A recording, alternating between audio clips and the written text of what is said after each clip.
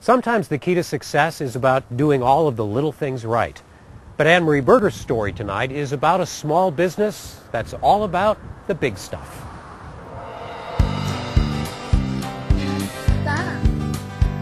How do you make a product that is fun, educational, what do animals have? And profitable to fundraising organizations? Well, one way to make that happen right from the start is to make a product that, size-wise, is bigger than the rest. Good morning, Really Big Coloring Books. And that's what Wayne Bell and Ken Rich have done. They own Really Big Coloring Books, and that's exactly what they make. A Really Big Coloring Book is almost 18 inches wide and about 24 inches tall. They're huge. If this were converted to a regular sized coloring book, 8.5 by 11, it would be almost 280 pages thick. So they're really big. In this day and age, the bigger, the better. And while that's not necessarily good for all products, it does work for a coloring book. It literally helps them get into the coloring, and that's what a lot of parents tell us, is that when you open the books up, they're 2 feet tall and over 3 feet wide. Bell and Rich run their Really Big business out of a little office in Clayton. They are a global company selling coloring books worldwide. They've partnered with schools and other organizations who sell these books as a way to make money for their individual causes.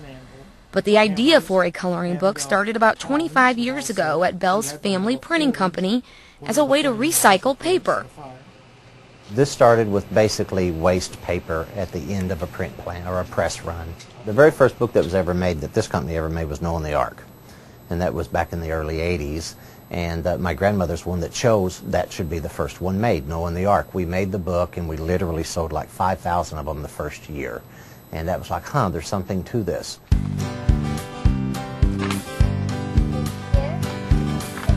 Really Big coloring books are the size of a standard full sheet of paper, which measures to be about 4 8.5 by 11 pieces of paper on each page. And they could have cut it down to make a normal sized book, but they took the really big route because, well, it's a lot more fun.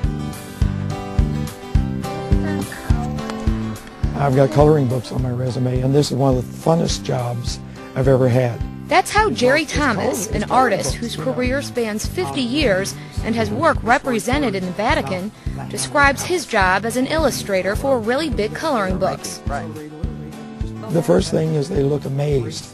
The first thing, like that.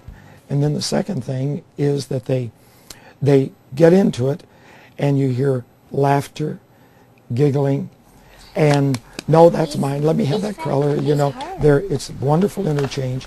Ooh, pink is my favorite. But the thing is, it's a painless way for them to really learn. And Thomas doesn't mind that his work of art may turn into someone else's work of art.